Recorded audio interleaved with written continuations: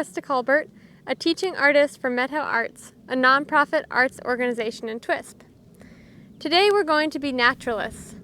A naturalist is someone who studies nature.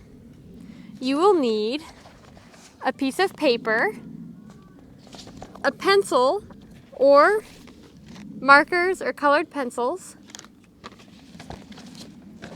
and we'll need to find some nature. So if you have access to going outside, you can go outside and find some nature. If you're inside, I bet you could find something in your house that you could use, like a rock or a leaf or a flower. So go ahead and take a moment now to gather your materials.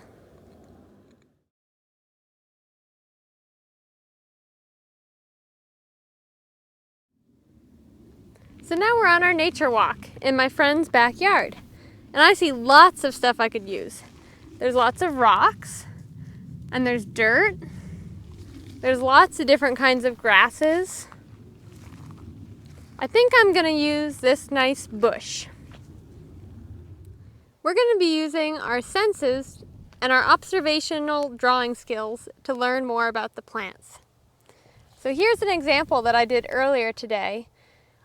I drew the plant, which was a dried flower that I found in my backyard. I wrote down smell. It didn't have a smell. I wrote down touch.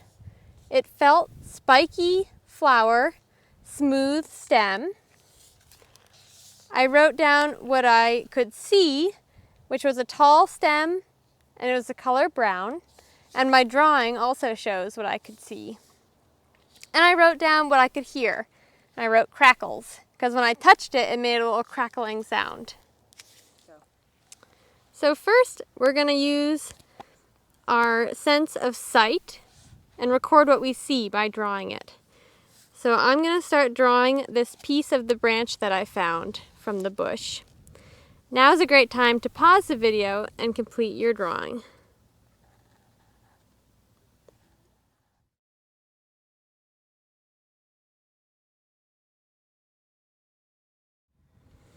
So I noticed there's really tiny green leaves, which I drew in here. And then at the base of the green leaves, there's some yellow. And the stem is kind of purpley brown. And it's pretty skinny. And I see there's more little leaves down here. And really small ones. And a little bit more yellow. The yellow seems to be where the leaves connect to the stem. And then the stem keeps going.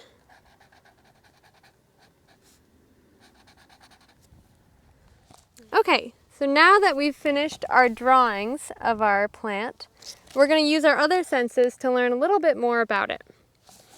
So let's go ahead and write down the senses we're going to use. So we'll write down smell.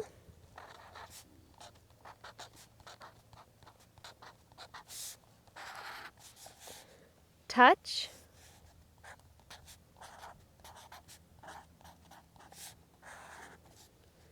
hear,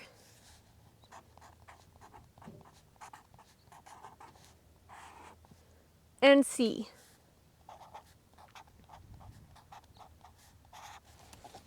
Now we're ready to start observing. Okay, now I'm going to smell the plant. I can't really smell anything. Maybe I'll try squishing the leaves. Yeah, I got a little smell there. It smells a little bit like pine needles and a little bit earthy. So I'm going to write down pine and earthy. And you can see what yours smells like. Sometimes it's hard to find words to describe the smell.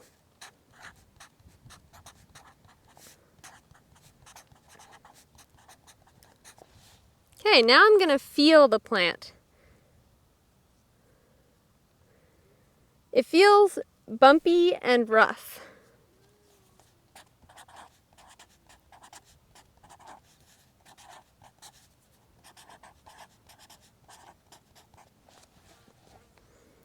Now I'm going to listen to the plant. I'll see if I can hear it in the wind or when I rub my fingers on it. It kind of rustles a little bit.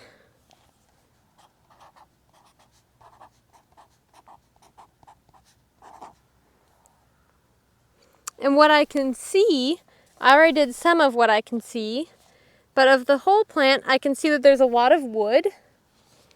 So I'll say woody. And it looks a little bit scraggly to me, so I'll write down scraggly. So now that we've made our observations using our senses about our natural objects, we can try to identify them. So I have a book. You can get a book from the library, or you might have a book on plants, or you can use the internet.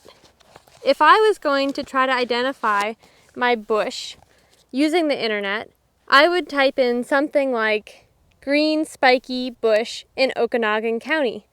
And I'd look at the images and try to find one that matched what I drew. So the bush I was looking at is called bitterbrush. I read a little bit about it in my book. So bitterbrush likes sandy, rocky soil. This looks about right. It has small yellow flowers that bloom during the late spring, and it's a great food source for deer, even though it tastes bitter, but I guess the deer don't mind. So that's bitterbrush. I hope you had a great time today being a naturalist. Thanks, I'll see you again soon.